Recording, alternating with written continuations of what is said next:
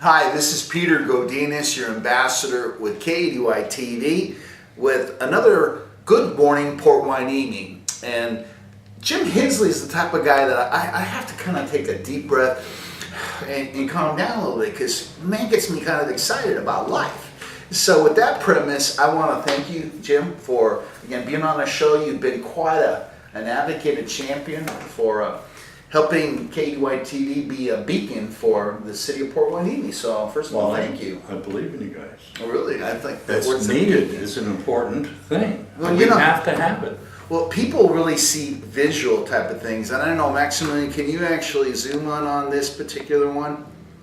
I'll hold it without shaking. This is a picture of Jim Hensley taken last week. Is it off? Okay, see, we pay thousands and millions for our graphics here. You see it okay? So anyway, I'm just saying that's Jim standing on a telephone pole, right? And I said it was last week, but I guess I got confused because I saw Jim actually mowing his lawn without a shirt, and the man is cut. It's amazing. It's just 2% body fat, can do his wash on his abs. He's actually a pretty amazing guy, but I wanted to share the audience. And you're getting me blushing now. Thank you. You know, that's good. I was wondering, you have a nice little color to you right now. So, you know, Jim, on a more serious note, something very historic took place last night. Again, as TV was there last night, actually capturing, which I thought was a very historic moment. It was. So, give us, let's see your impression. It was a good conversation about the Boys and Girls Club. But something really significant happened that I'd like you to explain. I have to be a little careful on this. Oh, really? Okay. I've never known you to be a careful individual, but go for it. I'm a risk taker. Last night was a culmination of events where certain parties within the city wanted to move the Boys and Girls Club, which had been closed for 8 months for remodeling. Okay. They wanted to move it to a smaller, lesser facility and put another organization in its place. Let's go back in time. 40 years ago, the Boys and Girls Club was established in that building. I believe the building was built for the Boys and Girls Club, was it not? It was built for redevelopment funds as an athletic center. Okay. In fact, there was a racquetball court where the boxing was held. There was a gym. It was a beautiful, beautiful facility. But it was built for the community and the Boys and Girls Club. And part of that, when the HUD or the Federals come in for this type of grant, they insist at least 51% of its use for low-income people. There was another grant that came up, $420,000 to redo the outside. And somehow or another, our city is looking in different directions from what it is. The Boys and Girls Club has been a historic monument for bringing people up and kids up. As it should be. As it should be. The Boys and Girls Club wouldn't have been able to take the other facilities and be as effective. I understand that last night, according to the testimony, over 25,000 kids have graduated from the Boys and Girls Club. That one. Something like 6% or 4% of the girls who graduate through it end up pregnant, whereas the national norm or the local norm might be 10-12%. Interesting fact. Yeah, important, okay? Kids that get into trouble, like me, when I was a kid, not now. Though your middle name is trouble, I understand, but we'll clarify that later on. This saves a lot of kids. We had kids that came in and testified last night. There must have been 100, 150 people there. It looked like about 100 people today. Standing room only. And the voice of Bob Allen, our executive producer, so people know who it is. Well, he's an expert on it. He's a former Boys and Girls Club director, producer. He's got his t-shirt on. No, you can see that graphics. Can we get a shot of that? We've already had a shot of it, but but continue on though. I felt the presentation by the city staff was weighted. It was projected to bring the other organization in, and whether it was purposeful or accidental or not thinking, it was derogatory to the Boys and Girls Club repeatedly, and more or less maligned the Boys and Girls Club activity and how they did things. And they didn't have a view. They said, there's a spot here. Showed pictures of this tile is cracked. And somebody, one of the students came up and said, you know, she had been a graduate of the organization, said, people have to realize the Boys and Girls Club is not perfect. For you who came from nice homes, these kids are troubled kids. And things like this happen and we don't have the money to repair it necessarily, but it doesn't mean that we're not effective. You won't understand that maybe, but this is a very important organization for our kids here. When you said, who said this, you said it was a kid, or was it a profile that was 18 years old? I would say it was probably, I believe, a young lady, somewhere in the neighborhood, 18, 19. Okay, it just seemed an idea of the profile. It's amazing. I got the impression that she had been through the program and still supported it. Okay, that was a good clarification. So, it was amazing to see the tide turn. Mm-hmm. It changed the presentation of what the city tried to do. Mm-hmm. And it showed that the Boys and Girls Club really had a need. They had been there for almost 40 years. Mm-hmm. They'd been using it, and the culmination of the events by the city and the Boys and Girls Club never really got along in the last couple of years. Mm-hmm. This made it happen. Unfortunately, the Boys and Girls Club has been closed down for almost 8 months now because of remodeling. And then they're still going to go until who was going to find out to get it. We got it last night. Right. 4-1. 4-1. We got it. And I'm so pleased and proud of that. And you know what? Just when I reviewed the content of last night in collaborating with Bob Allen, You saw it. Well, actually, I saw a visual that Bob actually showed me. So Okay. what it was again perception. It was like a lot of groundwork was done, and then all of a sudden one of your peers and your council person stopped and basically made a proposal, which it feels like changed the DNA of the honesty. Can you tell me what he actually said and what you thought changed the demeanor? That was Councilman Doug Breeze. Okay. I was impressed with him. I've known Doug for quite a while now. He doesn't tip his hand to where he's going to vote necessarily. Mm-hmm. And he may ask questions that makes it look like he might be on the other side. Mm-hmm.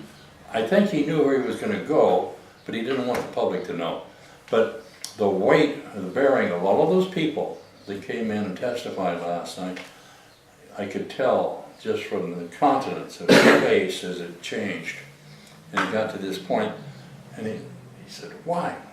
You know, let's just let them have the club, $1. We sell it to them, it's theirs, they take care of it the way they want. And we don't have to get involved. One condition, if they ever sell it, or go to sell it, or don't use it as a Boys and Girls Club again, it reverts back to the city. The land stays the city. Boys and Girls Club facility is the Boys and Girls Club facility ad infinitum now.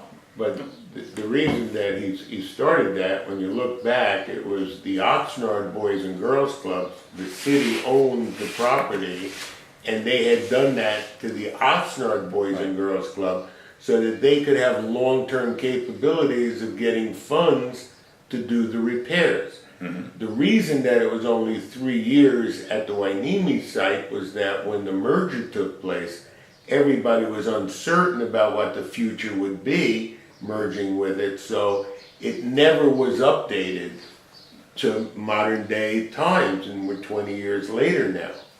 You know, to build on Bob, we come from a Xerox background, and we were benchmarking. It's like the city of Port Hueneme is benchmarking its brother and sister neighboring cities, and I think that's a benchmark practice. It is. So, you know, before we began, it's like you weren't surprised by the statement, and it's kind of like you had some kind of, again, we talked about it as a futuristic kind of feeling, but what was your reaction? How much did you know? How much did you guys collaborate before this really pinnacle point of the session took place? Now, see, he's trying to get me to say that we busted the Brown Act. I'm not sure what the brown is. Is that a color? Or whatever. No. But go ahead. Um, Let's be safe. Let's be cautious. It was a good question. The Brown Act states that no more than 2 councilmen can get together at any one time. Okay.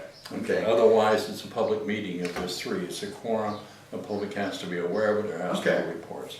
And then, because you're very moral, ethical, legal character, so that's Oh, good that yes, you said of that. course.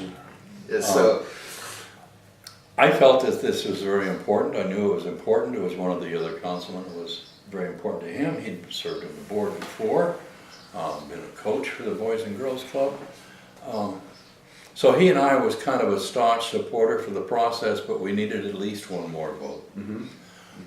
Councilman Breeze took a very judicious approach. that's a good word. He asked good words, good questions. I see a lot of people going to the dictionary and thesaurus right now, what they understand. He laid it up. He laid it up to making everybody think, which side is he on? Very calculating that way.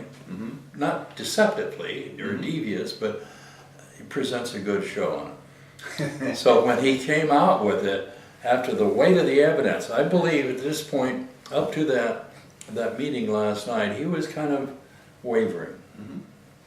When he saw the mass of people, when he saw the testimony, when he learned all of this, and he's been involved in the Boys and Girls Club, he realized that there was something. Then some of the council members started bickering over and tossing in motions and yada da da da, and he just come out and said, I have a motion to make. There had already been 2 motions on the floor. Interesting. Yeah. So he threw the last one. He said, why don't we cut out the falderall? That may be paraphrased, but let's get. Falderall, so that's well, kind of that's like- my word, I suppose. Okay. But I'm expressing what You're you just meant. a walking thesaurus, aren't you? You haven't got me started All right, yet. I'm we'll a get Xeroxer. started. Okay, zeroid, but go ahead. Zeroid. He said, why don't we just sell it to them for $1? Let them have it, so we don't have to worry about the maintenance. We don't have to worry about how they utilize the building. Right. It's theirs.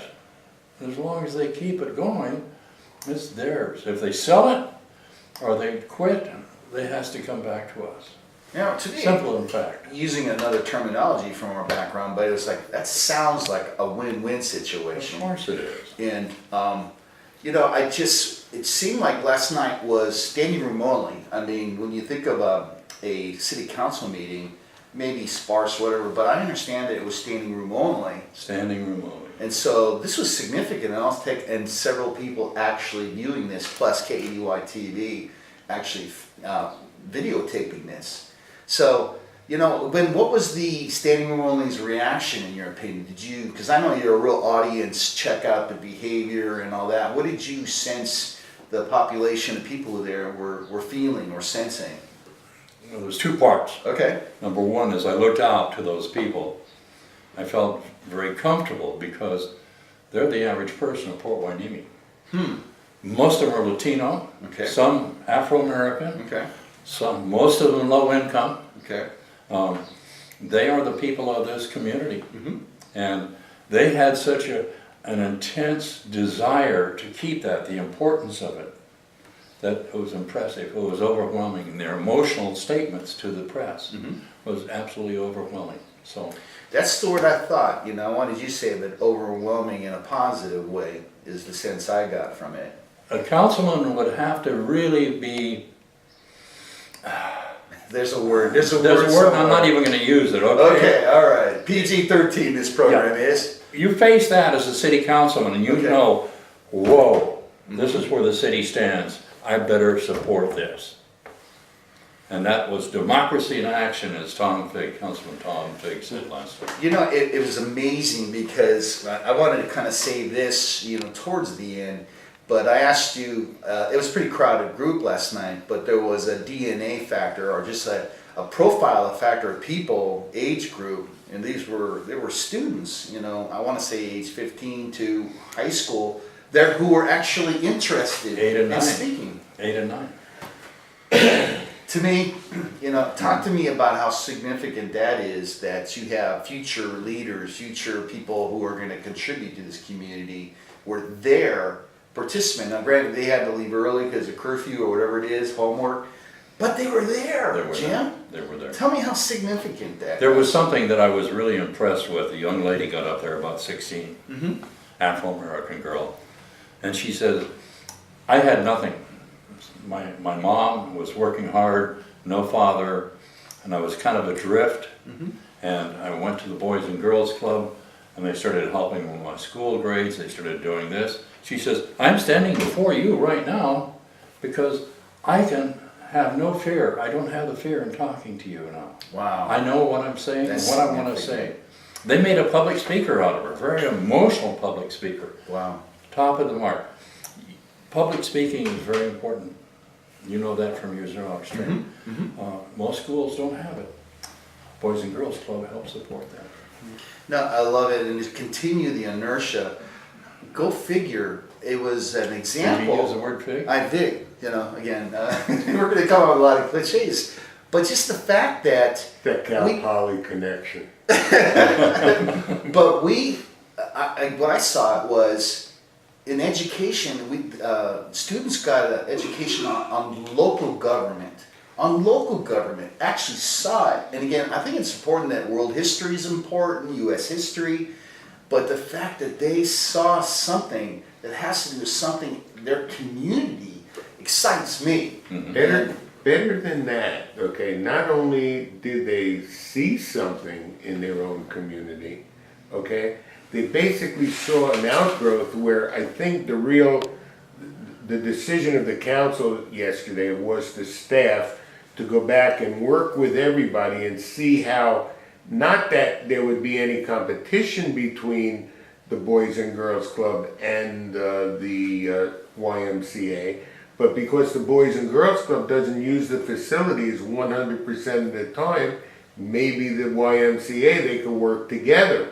So the kids were learning how it doesn't have to be one or the other. Maybe there's something in the middle. Sounds like maybe what we should be learning about our own congresses. Yeah, and you know, it was like, thank you, Bob. It was like real life, three-dimensional, those types of things. And what I wanted to ask you, to give you an opportunity, is obviously you and your council people like the face. You know, people know who you are, but there's a lot of people behind the scenes, you know, working for the city. That, you know, my favorite person to reference is Cynthia Haas. You know, and the people who work for her. But do you have anybody in mind that you think is like behind the scenes that probably needs a shout out? And you don't have to have That's a leading question. I would like to defer that and jump to another subject. If you Oh, don't. really? Okay, so did we get a red act? Did we violate some kind of color thing? So Well, anyway, go no, ahead. I don't want to go into that part. Okay. It isn't appropriate for me at this Okay. time. All right. What I do want to say, Okay. is by the virtue of those people, and many people tell me, kids in particular, my vote don't count. Why bother to vote? It's not going to happen. No importance. Why bother? We all have a count. Okay. Recent city council in Oxnard, Bert Perillo run over Steve Huber by 10 points, 10 votes. He had 10 more votes. Go Okay. fig. The important thing about this, holy Keep on going.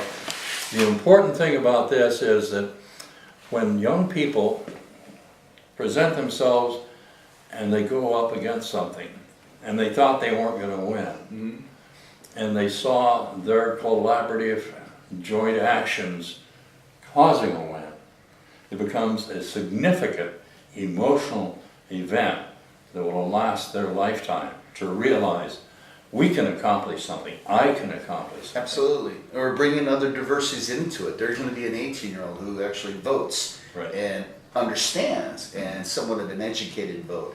You know, Jim, I always enjoy having a collaboration. My questions sir. aren't perfect, so I apologize for the imperfect ones. What's this thing in here? You know, that is just Ducky World. So Ducky anyways, I would like to defer that because I need to close. So Have a this good is day. Jim Thanks. Hensley. This is Peter Godinez, your ambassador from KADY TV with Good Morning Port Wine Evening. Until next time.